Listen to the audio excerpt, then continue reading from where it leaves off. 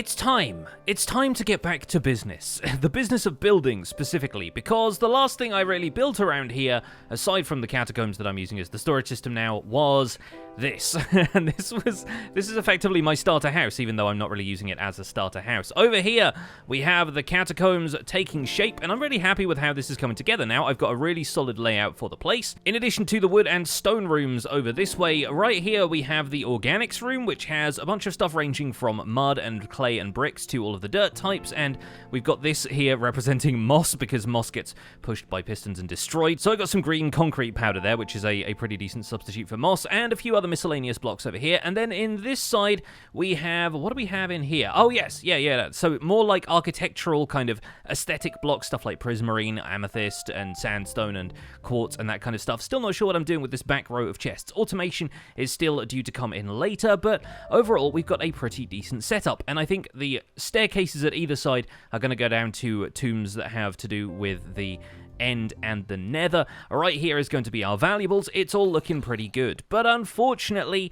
the outside of it is not. At least not yet. We are working on that today. One of the other things we need to sort out at some point is this, because we all got together in an off-camera call, and we decided that we would probably make a Nether hub up there on the Nether roof, just so we could have easier access to getting around. We've done a lot of flying, and the creeper farm is not always the best. It's not always running, supplying gunpowder the entire time, so we wanted to make sure that there was a slightly easier way of getting around the server, which is good news for me, because I have plans to build lots of cool stuff at everybody's bases. But before we get to any of that, of course, the network had to be in place. And so I ended up moving the portal up a whole bunch and setting up a second portal down there, so I still had access to the Nether cavern. But I want to build a massive tower around the outside of this that is probably going to form the basis of a larger build in this area. I'm thinking maybe as time goes on, a castle will start to emerge in this area, probably on top of the nearby hills, and that's going to be one tower of the castle. But before we do that, I really do need to work on a surrounding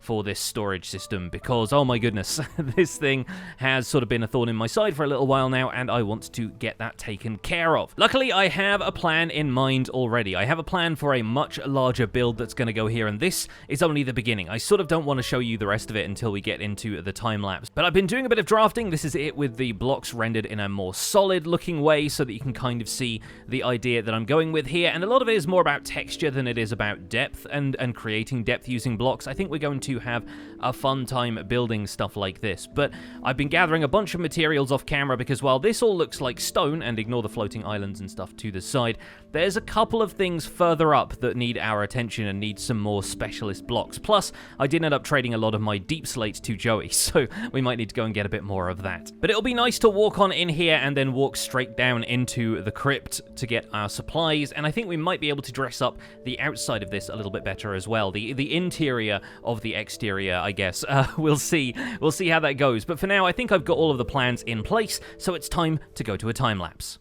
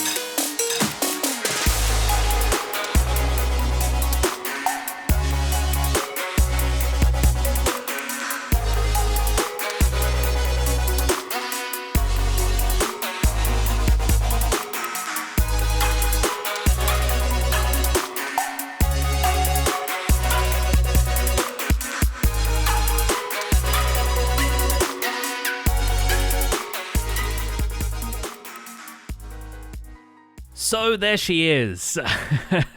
And now you might see why I wanted to maybe hold off on showing you folks the Lightmatica schematic for this one, because, man, I'm so happy with the effect of that. I love the way this statue turned out. And there's a couple of details here that I really want to highlight. First of all, just the wing. That's all based on the wings of a character from Hellboy: The Golden Army, the second Hellboy movie that Guillermo del Toro directed. I love, especially like the basalt in there is almost like eyes on the wing. I kind of really like that. So I had that as a reference image. A couple of other reference images went into this, but the other wing, maybe it's not even a wing at all, I don't know, but I wanted there to be this kind of like light and shadow kind of thing, as though there is kind of both, you know, nobility and still like the mortality of death represented here. The way I've structured this is really meant to represent the idea that this whole thing is made out of stone originally, and the sections that you see that are gold blocks are actually painted stone blocks. They've been painted over with gold, or they've got gold leaf or something like that, and that has worn off over time. Now, I don't exactly have like a pattern in which it's worn off, and I don't know why this central part would be more worn than the outsides. It'd probably be the opposite, if anything, but I just liked the way this gradient came together with using the deep slate and stone and everything else, and a couple of blocks of nether gold ore in there as well, just as a weird little accent. But I don't know, I like that a lot, and I like the idea that this gold hasn't necessarily been stolen from the statue, because it's not really gold at all. It's just gold plated or gold finish rather than being actively made of gold. And the same goes for the rest of the statue as well. There's a bit of copper in there, but it'd be pretty hard to get out of the sword to begin with, and the rest of it is all meant to be stone in various varieties. I also didn't want to give the face any facial features to give the impression that it's been worn away over time, either by, you know, nature, erosion, or maybe it's even been broken off at some point and the materials have just crumbled a little bit. But the remainder of the statue is left standing and perhaps has been preserved unnaturally by some kind of magical force that's inherent to the building process, or something that is buried here. I don't know. There's a couple of options there, but I'm keeping my options open as far as that kind of stuff goes. The fact is, though, on that kind of scale, putting facial features in the statue would not have looked good, in my opinion. I feel like it would always kind of look a little bit awkward, so I decided to just leave it blank. And there's even some dripstone segments hanging off it, which could be earrings worn by this lady, but they could also just be like areas where the stone has started to suffer the effects of erosion and, you know, water dripping off of it, leaving deposits on the stone below. I will show you the back, although you're not going to be seeing too much of the back, because what I really want to do is build some taller buildings around it. Because frankly, the back of this isn't really all that spectacular, and the fact that the hair is made out of andesite and diorite and stuff kind of blends down into the dress in a way that's sort of unavoidable, really. So what I'm ultimately going to do is build a few buildings around the outside here. I really wish I could have, you know, actually floated down into that tree. I'm going to build some buildings around the top here, or maybe have like a short path that goes around the back, but you only really look up towards the wings. You don't really see the bottom half of this too much, because it's just a mess of stone, ultimately. It's got to look like a dress, but in the end, it's not especially pretty from the back. And speaking of pretty, the inside needs a little bit of work as well, because this still just leads down into this cave system that would lead down into my catacombs. I want there to be maybe a tomb that's been pushed to one side or something, revealing this passage below. I kind of like the idea of there being drag marks on the floor as well. I'm going to see if I can get something like that on the go.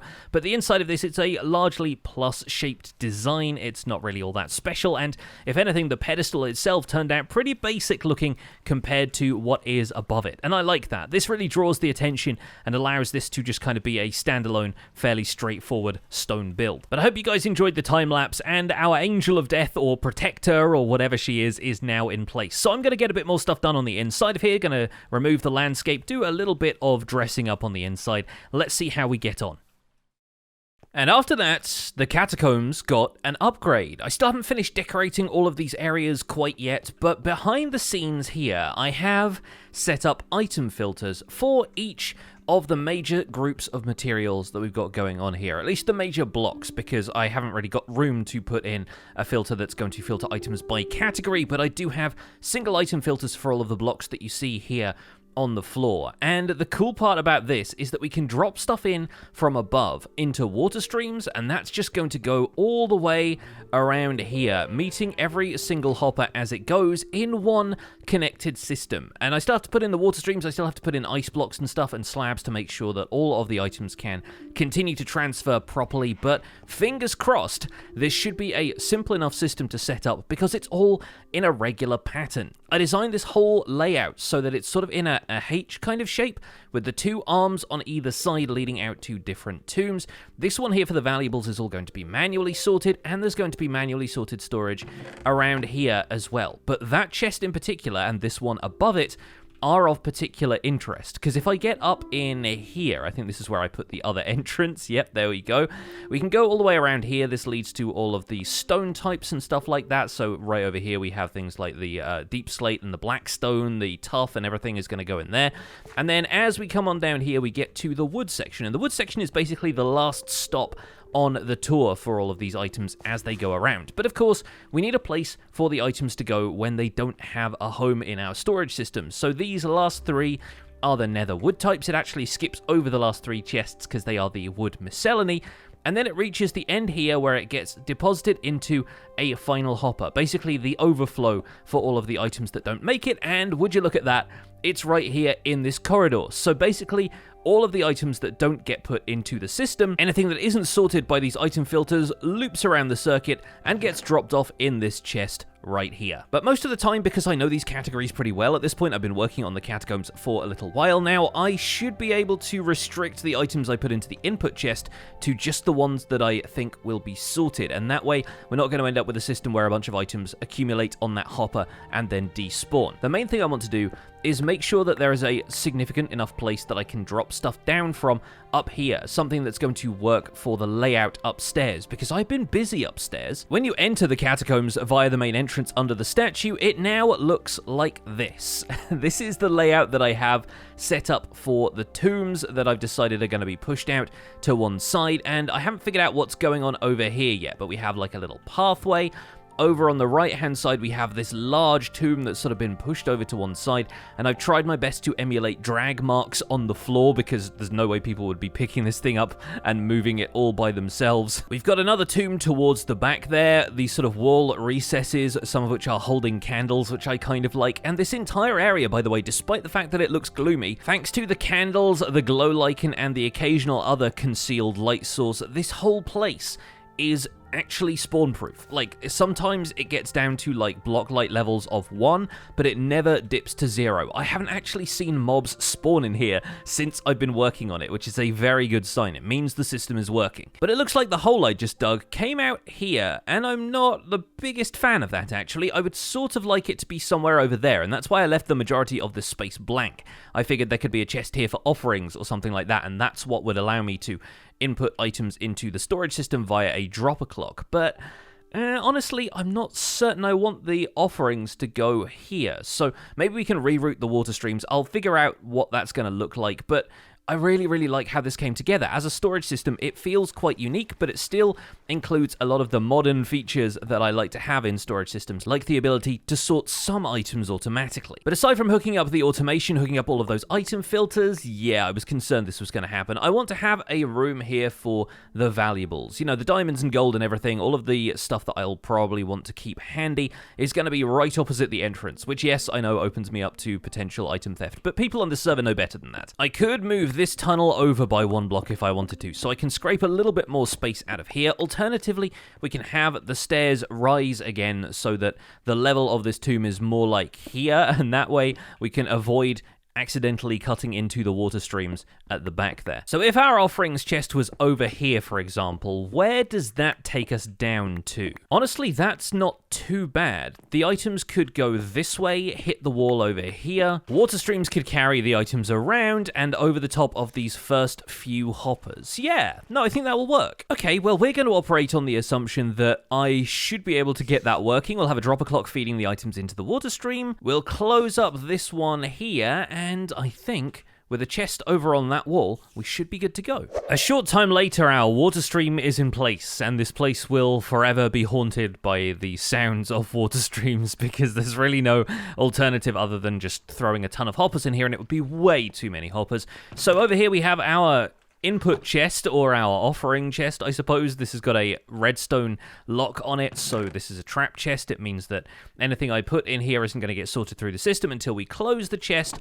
meaning that I can be a little bit more selective about the stuff I'm putting in there. And that will go all the way around the system and should end up in the chest over here, except right now there are a couple of filters still missing their items, primarily because I've not acquired the one block that's supposed to go here among the dirt types, and that is mycelium. I've not yet found a mushroom island. I'm pretty sure we could locate one quite easily, and I think I might do that just to wrap this episode up, because I will need a bit of mycelium for a future project, and it's going to be a good idea to store it here with all of the other dirt types. I have rooted dirt and moss over here on the other side because they feel like a separate kind of category of stuff. There's different means of acquiring them and that kind of thing. The other major discovery I found, or at least, you know, something that I put together as part of a detail, is that overlaying glow lichen on the top of glazed terracotta, especially when it's surrounded with stone and copper like this, actually looks like the mosaic tile has started to break up. I need to use this effect somewhere else. I think it looks spectacular, provides a bit of natural light to the area whilst helping it seem kind of ambient. I think it's a really cool addition to this, and once I took out a couple of the torches that were just placeholders in the meantime, this entrance area was a little bit dark, so we've managed to illuminate it with some more glow lichen and a soul lantern hanging up here. I really want to test the storage system. I really want to throw a bunch of items in that offering chest and see where they come out, but we will need to find some more mycelium before I do that. So I'm going to get some sleep, I'm going to head out in search of a mushroom island, and hopefully we'll be able to bring back a few samples. Unbelievable. I came out to the site of a supposed mushroom island. Oh, that's not good. And this is what I found. I better put a glass case around this. Someone's going to have to preserve it. I mean, really? Oh my goodness. Well, yeah, I got a ghast head while I was in the nether. I need to probably grab some dirt from the surroundings and start replacing some of the blocks. This is an endangered habitat, basically. Yeah, let's dig a couple of blocks of dirt here so we can be certain that any mycelium we take from here will end up spreading back to the blocks, and I think we can get a couple of samples here, and that's all we'll take, and then we'll try and farm it renewably at home, because this is the only place I've been able to find a mushroom island so far. Yeah, apologies for the flickering of the mushrooms there. We're going to have to do something about that in the resource pack, I think. But one quick nap on the seabed, and I should be on my way home. And in the end, all I did was bring out some of the dirt that I'd been converting into mud, and leave it out here to convert into mycelium instead. A couple of seed blocks, and we have renewable mycelium, which is going to be perfect, actually, because I'll need a lot of mycelium for a later project, and this is just going to be so much more convenient than going out to other mushroom islands or mining out that poor little mushroom island out there in the middle of nowhere and just completely destroying it. No, I think it's a lot better to have a renewable mycelium back here, and hopefully those things can be preserved. So what I've done is I've gone ahead and added the mycelium to the system now that I was able to farm a little bit of it, and our offerings chest over here on the left-hand side can have a bunch of stuff added to it. Let's throw in some netherrack and some mycelium. When I close this, the hopper clock will start to run, and all of the blocks will head down here into the system. I can go into free camera mode to show you that there are water streams all the way around here, and I lined them all with copper so that it can slowly age over time, and it will definitely be a block that if I mine around here, I will know not to break. Otherwise, the water streams are going to spill out everywhere. But all of the mycelium should now be ending up in this chest here. As you can see, it's all filtering down there quite nicely. The netherrack, however, does not yet have a place in the system because I'm going to store all of the blocks from the nether in a downstairs area of the tombs manually, along with the end and probably the skulk stuff is going to go on this side. So the nether on that side, skulk on this side. And this chest right here has now received the netherrack. So because there are two hoppers behind here, it kind of splits the output there. So we ended up with 6 netherrack in the top chest and 10 in the bottom chest. But when I was testing the system earlier with a variety of other items, they all made it to this chest as well. And you'll notice that none of the mycelium has ended up in here. It's all been filtered by the storage system. So that's working splendidly well. But when you come down into here, there is also now this tomb immediately opposite. And this is kind of given pride of place because this is where all of my valuables are going. We've got a variety of chests around the walls here with most of the precious materials you can find in the game. Ancient debris doesn't have anything in here because I'm probably just going to keep that separate and use it for like loot in other people's structures. Speaking of which, at this point, Joey Graceffa has now gone and done the first dungeon that I made, the first custom dungeon that I made for somebody else here on the server. So if you haven't checked out Joey's episode yet, go and watch that. It's an absolutely fantastic episode. He does so well with the dungeon I built for him, and there will be a making of video coming out on Monday for that. So stay tuned for that. I recorded it a while ago, so it's kind of coming out of sequence, but I think you folks will get a kick out of seeing how I built everything. But in the meantime, all of the riches that I still have are, like I said, stored here in this system. We've got emeralds kind of stashed away over here as well. Like, I decided to put some of the more precious materials behind the iron bars, and that way it'll look like some of these have had iron bars in front of them so that the tombs would not be tampered with, but over time the bars have, like, you know, corroded, fallen away, or been broken or something like that, so that people can get at the riches inside. And goodness knows I will need a lot more redstone than this before the series is over. I'm going to do a bit more work on the tombs today, trying to get those nether and end sections done so we can put the finishing touches to the interior. But before all that, I have to head over to spawn, because Sheriff Jimmy has let us know that there is a book over here full of laws that we all need to abide by, and I am kind of curious what exactly that entails. Let's see, I think this looks like the chest for it. Please respect and follow the law. Courtesy of the sheriff, we'll take one of these. Yeah, I presumed it was just going to be a bunch of copies of the book. And let's see, Empire's SMP law made by the sheriff. Law number 1, do not disrespect the sheriff. Yeah, that one was going to be pretty obvious, to be honest. A lot of people out here disrespecting the sheriff in various ways. Okay, what's law number 2? Always try to establish peace. Always try establish peace between empires. Yeah, fair enough. I mean, that seems like a sensible thing to do. Keep the peace. 3, no stealing another person's mount. Yep, makes sense. 4, no stealing or trying on another person's hat. Well, I'm not wearing my hat right now. My hat's hung up somewhere, so nobody gonna steal that. Respect the land of empires. Always a good rule to have on a server like this. You don't want to have anyone building in each other's backyards, and obviously I'm a big fan of people respecting the land, especially after my mountain got half destroyed, so I can definitely get on board with that one. And the last one just says, do not break these laws or you will have a visit by the sheriff. And everybody should be quaking in their boots at that part. Well, I think I can abide by these laws, considering that, you know, my role on the server is not the most confrontational, so I think that'll be fine. In fact, always trying to establish peace between empires kind of makes sense to me, because there is definitely one person who I wanted to patch things up with after our recent interactions. So I think we can abide by rule number 2 and try and establish peace between myself and another empire in particular. Oh, hello. Oi, oi, oi, oi, oi, oi, grand entrance. Hello. There he is. Hi. The most lawriest of entrances. Oh, yeah, well, I have to do law entrances around you because you are the law man.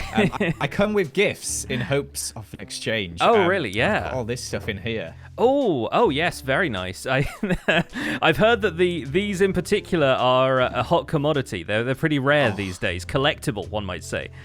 Well, I'm always willing to restock them, to be honest. The demand has been... Something about this feels very wrong. I'm gonna not do that. Yeah, that doesn't look right. You need a little skin with, like, arms holding him up. That would be perfect. Yeah, totally. I'm in need of frog lights, though, Pix, and I heard you're a man for frog lights. Yeah, no, absolutely. I got a whole bunch of them. What color do you want? Or do you want a mix of all 3? Yellow. Yep. Oh my gosh. Could I have 2 stacks? Is that okay? Yeah, absolutely. For all the stuff you brought over, definitely. Perfect. Like, as you can probably tell from around here, I need lots of moss. So the fact that you've sweetened the deal with some moss is very, very good. I have a moss farm, so if you ever need more, oh, perfect. Come over to me. I was probably going to end up making one at some point, but if you've got one, then perfect. And yeah, I feel like this has fostered peace between our empires in a weird sort of way. Oh, it has. Adhering to the law. And yeah, I'll throw in some more moss just in the future in case anyone comes around, you know, like want you to be a like judge or for a lawsuit or something like that. You've heard nothing. Just remember how nice I am.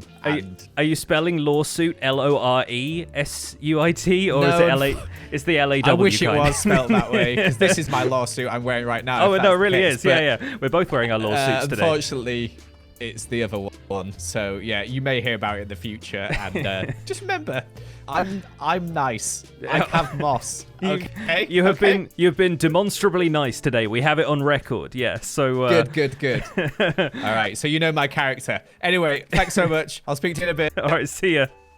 Bye. And there we go. Peace. I guess I can put the moss blocks through the system, actually. That could be another good stress test of the system, putting a large amount of material in there. But that should all be filtering down into this one over here. Yeah, there we go. Look at it all coming in. Perfect, perfect. And now I can just stash the rest of the gold up in here, which is going to be a nice way to recoup all of the gold that I put into the statue at the beginning of the video. If I can only remember where the gold is kept. There we go. 32 blocks. That's pretty nice. But this little man in my hand right here, I feel like that's going to be something else that we'll need to deal with at some stage. I might need to make a little glass case for him or something like that. Preserve him as part of the story of the server. Well, for now, I'm going to put him in a safe spot and I'm going to continue working on the Nether and End storage. So I'll see you folks on the other side. Okay, the details are coming together. I'm pretty happy with the way this is turning out. And there are some areas down here where I expected these lower catacombs to be some of the more gloomy ones, but frankly, you can't really avoid the lights. The way we've got the block swappers set up, some of the lighting blocks, like shroom lights, glowstone over here, they go through the sticky pistons. So even when everything is concealed by the block swapper that we've been using for the storage system, the light still shines through. So mostly what I've been doing is making sure that there are lanterns and glow lichen in some of these better lit up corners, just so it doesn't flicker too much when we end up swapping the blocks over. But aside from that, a couple of these tunnels and stuff like that, a couple of the different corridors have fallen in. I'm still adding a bit more detail at the intersections, but I liked using a little bit of different glazed terracotta. I don't use these blocks enough, so this is an opportunity to include them. I have been trying to put a bit more detail into each of the side rooms as well, and as you can see down here, this is the side that leads to the end and the deep dark stuff. We haven't really got the deep dark in here yet, but I was thinking maybe one of the tunnels could have been taken over by Skulk, maybe coming up from the machine further down in the world there. But I've got this room here, which is all of the end blocks and the frog lights, because they fit really well with each set of end blocks, plus there wasn't really like more than a couple of different blocks of end stone and purple. And then over here, this is where the Skulk goes, and I'm leaving some space here for I don't know what at this point. I've been looking through all of my other blocks in my storage system, and most of them are either represented or are small enough sets of blocks that they don't really warrant having a full double chest or two dedicated to them. So maybe this is going to be miscellaneous storage. We'll probably have a different section somewhere else for mob drops, or those can fill in some of the corridor chests. But I think as a project, we can more or less call this place complete. I think it's pretty functional, and I'll finally be able to move all of my storage out of that hole in the wall over there. Well, folks, thank you so much for watching this episode of Empires. I hope you enjoyed this, and honestly, the statue build is at this point my pride and joy. I'm pretty proud of it, and I think it's going to be one of the landmarks of the ancient capital for the rest of the series. But even after all of that, I've still got a lot of work to do around here, so I'm going to leave it there. Thank you so much for watching this episode of Empires SMP. My name has been Pixlriffs. Don't forget to leave a like on this video if you enjoyed it, subscribe if you want to see more, and I'll see you folks soon. Take care. Bye for now.